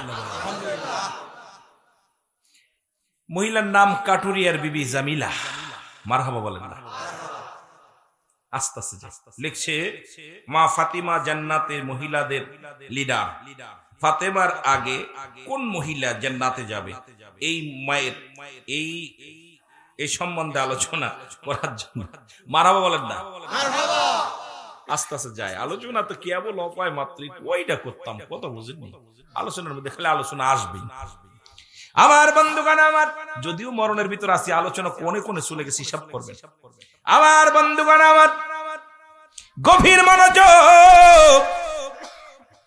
এবার ইদ্রিস আলাইহিস সালাম জান্নাতের ভিতরে ঢুকে গেলেন। ঢুকে আর আসে না। জিবরিল কয়, হুজুর আপনি আসেন, তাড়াতাড়ি আসেন। কয়, জিবরিল রে, আগে বলো মানুষের জন্ম হয় কয়বার? কয়েকবার। মরণ হয় কয়বার? একবার। জিন্দা হয় কয়বার? একবার। জান্নাতে দেয় কয়বার? একবার। তাহলে ইদ্রিস আলাইহিস সালাম কয়, জিবরিল ভেগে যাও। আরে আমার জন্ম হয়েছে, মরণ হয়েছে, জিন্দা হয়েছে, জান্নাতে গেছি, এখন আমি আর বাইরে হব না। জিবরিল আল্লাহ কোন বিপদে পড়লাম, কোনে ফেলাইলা? বেড়ার লগে আমার এ কি যে বাঙ্গাল উঠতেছে, এখন তো বাইর হয় না। কি করবো? জান্নাত দেখে পাগল হয়ে গেছে। যাইতাম না। আজকে যেমন আর ঢুকছেন, অনেকেই ঢুকতে বেরোবে না, ফাঁস করবে। আর কেউ আছে খালি আসবে আর যাবে, কারণ জান্নাতের পিপাসী তো নিশা লাগবে। ইদ্রিস আলাইহিস সালাম কয়, ইসরাইল তুমি যাও, তোমার চিন্তা তুমি করো, আমার দামি আছে। জিবরিল আমিন কাল্লা ডাক দে, বলে, জিবরিল দিতু জান্নাতের মধ্যে যাইয়া আসতে চায় না, তারা ডিস্টার্ব করো না, ওই জায়গা থাক, ওর ভিতর থেকে আর বাইর করো না। আমার আল্লাহ রাব্বুল আলামিনের প্রেমিক, আমি আল্লাহর প্রেমিক, আমার গোলাম ইদ্রিস আলাইহিস সালাম জান্নাতে বড় হ্যাপি, সুতরাং জান্নাতের মধ্যে থাকতে দাও। এই দৃশ্য দেখতে পাইলেন মাস্টার ইবলিস, সুযোগ একটা পাইছি রে। যারা এই যে কাতি পূজা করে আমার বাবারা শুনে নাও, আবার অন্যদেরকে নারায় বললে বলবো হুজুর আমাদের বিরোধিতা করে। ইদ্রিস আলাইহিস সালাম জান্নাতে গেলেন, এই দৃশ্য আর বাইর হলেন না। জিবরিলের কান্না শুনতে পাইলেন মাস্টার ইবলিস, উনি কি করলেন, দৌড়ায়া গেলেন, একটা মূর্তি বানাইলেন। ইদ্রিস আলাইহিস সালামের সুরত বানায়া সুন্দর একটা মূর্তি বানায় ঘাড়ে করে নিয়ে যায়, যা ডাক দেখায়, ওই ইদ্রিসের ছেলেরা শোনো, তোমার আব্বা জান্নাতে চলে গেছে, রাইতো না, এখন আমার কাছে পাঠায় দিছে এই মূর্তি বানায়া তোমার বাপের সুরত। তোমার বাপের যদি পূজা করো, তোমার বাপের যদি সেজদা করো, তাহলে তোমার আব্বা খুশি হবে। এখন তোমরা যদি না করো, তাহলে তোমার আব্বা বড় কষ্ট পাবে। আমার কাছে পাঠিয়ে দিছে মূর্তি বানায়া। এই মূর্তিখানা নিয়ে মাস্টার ইবলিস শুধু শুধু ইদ্রিস আলাইহিস সালামের সন্তানের কাছে দেন নাই, তৎকালীন জামানার মধ্যে যত মানুষ ছিল সবার বাড়ি বাড়ি এক একটা মূর্তি বানায়া দিতে লাগলো। সবাই ইদ্রিস মনে করে সবাই সিজদার মধ্যে লুটে গেল। সবাই মুসলমান শোনো, আজকে আমার দেশে কাতি পূজা শুরু করে ঘাড়ে করে মূর্তি লয়া যায়।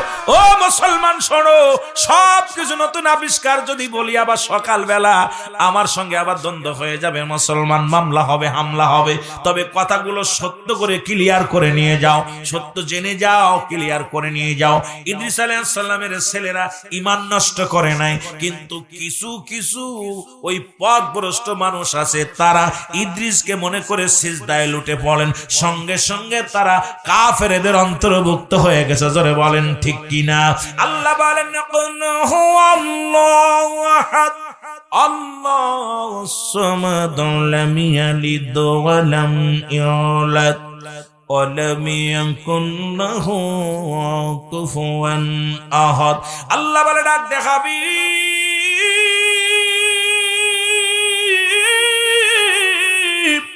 আপনি জানিয়ে দেন আমি আল্লাহ এক। কয়জন? আরো জোরে। আমি শুরু করছিলাম সূরা ইখলাস দিয়ে। আল্লাহ বলে হাবিব আপনি জানিয়ে দেন আমি আল্লাহ এক, আমি কাউরে জন্ম দিই নাই, কারো থেকে জন্ম নিই নাই। সুতরাং আল্লাহর কোন ছেলে মেয়ে আসেনি, 4-5টা আছে, 10-12টা। তাহলে যারা চন্দ্র পূজা করলো কারে করে? যারা মূর্তি পূজা করে তারা কারে করে? যারা দুনিয়ার মধ্যে মূর্তি পূজা করে, গাছ পূজা করে, দরগা পূজা করে, বাবারা তারে কারে করলো? আরে একমাত্র সিজদার মালিক হলো আমার আল্লাহ। এখন সিজদায় লুটিয়ে পড়ি যারা অন্য মানুষের মুসলমান। আল্লাহ বলে বান্দারে শোনো শোনো শোনো, আমার নবী জানিয়ে দেয়, শুনে নাও শুনে নাও। আল্লাহ কারো জন্ম দেয় নাই, কারো থেকে জন্ম নেয় নাই। আসমান জমিনের মধ্যে আল্লাহর সমকক্ষ পৃথিবীর মধ্যে আর কেউ নাই। আল্লাহ কয় পৃথিবীর মধ্যে সারা পৃথিবী আমার। মুসলমান শোনো, আসমান জমিনের মধ্যে যা কিছু আছে সবই আমার মুখাপেক্ষী, আমি কারোর মুখাপেক্ষী নাই। আসেনি? তাহলে যারা দ্বিতীয় খোদা বানাইল, আল্লাহকে ব্যতীত অন্যকে সেজদা করল, আল্লাহ যারা চন্দ্র পূজা করে এরা মুশরিক, যারা মূর্তি পূজা করে এরা মুশরিক, যারা দেবতা পূজা করে এরা মুশরিক। এখন মুশরিকদের অন্তর্গত আমরা যারা মুসলমান হয়ে গেলাম, ওরাও মুশরিকের মধ্যে কোনো সন্দেহ নাই। জোরে বলেন ঠিক কিনা? এই মুশরিকের দলেরা, কেমনে তোরা পূজা করলি, কেমনে ওদের সাথে শরীক হলি? রোজার পূজা নাকি এক? নাউজুবিল্লাহ বলেন। এদের এখনো দলে রাখে, এদের এখনো দলে ওরা পিটায় খাদায় না কেন? রোজার পূজা কথা বুঝছেন? মুদ্রার এফিট ওফিট কথা বুঝ। হিন্দু আর মুসলমান নাকি আমরা এফিট ওফিট? কত বড় বিয়াক্কল! ইমানের শাকালা ইলা নাই, কোন ইলা ইল্লাল্লাহু একাল্লা সারা মুহাম্মাদুর রাসূলুল্লাহ সাল্লাল্লাহু আলাইহি ওয়াসাল্লাম। আল্লাহ সারা কোন মাবুদ ইলা নাই, এইটা যে ব্যক্তি মানে সেই হলো ঈমানদার মুমিন। আর আল্লাহ সারা অনেক আল্লাহ আছে, এ হলো কাফের মুরতাদ। জোরে বলেন ঠিক কিনা? এর সঙ্গে তাল বাহাচ্ছে কি অবস্থা! আমার বাবারা, আমার বন্ধুরা, আমার এই ইদ্রিস আলাইহিস সালামকে আল্লাহ ডাক দে বলে, ও বন্ধু তুমি জান্নাত পেয়ে খুব খুশি নি? আল্লাহ খালি খুশি নাকি? তোমার নিয়ামত হাকা যা হাকা যা হাকা যা, অনেক, অল্প না অনেক, এত এত নিয়ামত। আল্লাহ কয় ও ইদ্রিস বন্ধুরে তুমি জান্নাত পেয়ে খুশি নি? কয় হ। কয় তার মানে কি হ বললাম? আল্লাহ গো তবে সব পাইলাম, তবে তোমার আজরাইল বুঝি আমার সঙ্গে ভালো ব্যবহার করে নাই। কথা বুঝেন? তোমার আজরাইল আমার সঙ্গে ভালো ব্যবহার করে নাই। আল্লাহ আজরাইল রে তোর নামে অভিযোগ, কারণটা কি? আমার বন্ধুর রুহটা তুমি কেমনে বাইর করলা? কয় রব্বে কারীম আপনার বন্ধুর রুহটা শুধু মাথার মধ্যে হাত বুলিয়েছিলাম, আমি তো কোনো কষ্ট দিই নাই। মায়ের বুকে দুধ খাইতে খাইতে সন্তান যেমনি ঘুমায়া যায় ঠিক সেই রকম তার মৃত্যু দিছি, কোন রকম কষ্ট দিই নাই। আমার আল্লাহ কয় কেন বন্ধু মৃত্যুর যন্ত্রণায় কষ্টের কথা বললো? যাও আমার বন্ধুরে জানায় আসো। আজরাইল আলাইহিস সালাম সালাম দা, আসসালামু আলাইকুম। ইদ্রিস আলাইহিস সালাম ওয়ালাইকুম আসসালাম। বলে আজরাইল রে আগে আমার বলো আমার মৃত্যুটা কেমনে হয়েছে? এবার আজরাইল ডাক দে বলো, আল্লাহর নবী আমি সবার জান কবজ করার জন্য দুনিয়ার মধ্যে আগমন করি না, একমাত্র ইমানদারের জানটা কবজ করার জন্য দুনিয়ার মধ্যে আসি। ও যুবক দিলের কান্ডা লাগা শোনো, আর আপনার কাছে এসেছি, আপনার রুহটা বাইর করেছি। শুধু যেমন মায়ের বুকে দুধ খাইতে খাইতে সন্তান ঘুমিয়ে যায়, তদ্রূপ আপনার রুহটা বাইর করেছি। ইদ্রিস আলাইহিস সালাম ডাকতে বলে আজরাইল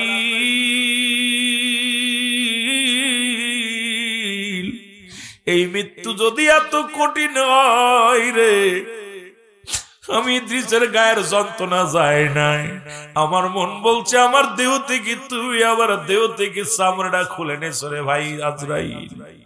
আজরাইল রে এই সহজ মৃত্যুটা যদি এত কঠিন হয় রে, ওই কঠিন মৃত্যুটা কত কঠিন হয়। ও যুবক বন্ধুরা এর মধ্যে আর বুঝতে আপনাদের বাকি নেই, কারণ এত সহজ মৃত্যু যদি এত কঠিন হয়, যে লোকটা অ্যাক্সিডেন্ট করে মারা যায়, যে লোকটা আগুনে পুড়ে মারা যায়, যে লোকটা পানিতে ডুবে মারা যায়, যে লোকটা দুনিয়ার মধ্যে প্যারালাইসিস স্ট্রোক করে মরে, যে মানুষটার মৃত্যুর সময় চোখ দুটি বড় বড় হয়ে যায়, যে মানুষটা প্রস্রাব পায়খানা করে দেয়, যে মানুষটার জিহ্বা বাইর হয়ে যায়, তাদের মৃত্যুটা কত কঠিন হয় একটু বোঝার দরকার, জানার দরকার। জোরে বলেন ঠিক কিনা? এত কঠিন, এত সহজ মৃত্যু যদি এত কঠিন হয়, কঠিন মৃত্যুটা কত কঠিন হয়। বন্ধুগণ আমার, 2 নাম্বার বিপদ, 2 নাম্বার হলো কবর। কবর বলতে বোঝায় মানুষের মৃত্যুর পর থেকে শুরু করে কিয়ামত পর্যন্ত জগৎটাকে বলা হয় কবরের জগৎ। আজকে কত ভাই আছেন কবরে আব্বা মা শুয়ে আছে, ওই কবরের উপর দিয়ে গরু ছাগলে পায়খানা করে, কুত্তা শেলে পায়খানা করে, ঘাস খায়। কবর থেকে খেদানোর মতো ক্ষমতা আল্লাহ তাদের দেয় নাই। কিন্তু মানুষ যখন মারা যায় 7-6টা হক সন্তান, তার বাবা মার প্রতি 6টা হক থাকে। এই হক গুলো যদি আদায় না করে কিয়ামত পর্যন্ত আমার আল্লাহ তোমারে মুসলমান শোনো, তুমি ওই বাবা মারা বাধ্য সন্তান হওয়া সম্ভব হবে না। নাম্বার 1 ভালো করে লেখে নেন, 6টা হক, তার ভিতরে নাম্বার 1 তোমার আব্বা মা যখন মারা যাবে 1 নম্বরে তাদের জন্য মাগফিরাত কামনা করতে হবে, 2 নাম্বার তাদের জন্য সবরেশানি করা লাগবে, 3 নাম্বার শরীয়ত মোতাবেক তাদের ওসিয়ত পূরণ করা লাগবে, 4 নাম্বার তার আত্মীয় স্বজনের খোঁজ খবর নেওয়া লাগবে, তাদের সুখে শান্তিতে রাখা লাগবে। মুসলমান শোনো 5 নাম্বার, মুসলমান শোনো 5 নাম্বার ওই আত্মীয় স্বজন যদি গরিব হয় তাদের সাহায্য সহযোগিতা করা লাগবে। 6 নাম্বার হলো পিতা মাতার আব্বা মার পৃথিবীর মধ্যে আব্বা মার কবরটা বেশি বেশি করে জিয়ারত করা লাগবে। আমার নবী বলছে এই 6টা হক যদি তুমি আমি আদায় না করি, আপনার আব্বা মা সারা জীবন বাপ মার কাছে দায়ী থাকবেন। এই জন্য আজকে যাদের আব্বা নাই, যাদের মা নাই, বেশি যদিও না পারি তাদের আত্মীয় স্বজন যারা আছে খোঁজ খবর নিবেন, তাদের আত্মীয় স্বজনের সঙ্গে ভালো ব্যবহার করবেন। মায়ের আত্মীয়, বাবার আত্মীয়। আমার দেশে এখন দেখা যায় বাবা মারা গেলে বাবার ভাই বাতি যারা থাকে তাদের আর চিনি না। চাচা কত কষ্ট থাকে, বাতি যারা কত কষ্ট থাকে, এগুলো আমরা খবর নিই না। মা মারা গেলে মার ভাইরা যারা আছে তাদেরও খোঁজ খবর নিই না, বোনেদের খবর নিই না। এই হক যদি আদায় না করে মুসলমান, তুমি পরিপূর্ণ মুমিন হইয়া বান্দার হকটা নষ্ট করে গেলা। কারণ এই বান্দার হক নষ্ট করার কারণে রব্বে কারীমের দরবারে জবাব দেওয়া লাগবে। এই জন্য আমি আপনাদেরকে বারবার বলবো, মায়ের আত্মীয় যারা আছে তাদের সঙ্গে যোগাযোগ করবেন। যদিও কিছু না পারেন খোঁজ খবর নিবেন। বাবার আত্মীয় স্বজন যারা আছে তাদের সঙ্গে যোগাযোগ করবেন। প্রতিনিয়ত যদি নাও পারেন সপ্তাহে একদিন বাপ মার কবরটা জিয়ারত করবেন। রাসূল প্রথম জীবনে বলছে তোমরা বেশি বেশি, প্রথম জীবনে নবী বারণ করেছে তোমরা কবর জিয়ারত করো না, মাজার জিয়ারত করো না। কারণ মানুষ ওই মাজার পূজারী হয়ে যাবে। শেষ জীবনে নবীজি তাকিদ দিছে তোমরা বেশি বেশি করে কবর জিয়ারত করো, মাজার জিয়ারত করো। জোরে জোরে চিল্লায় বলা যাবে না মারহাবা।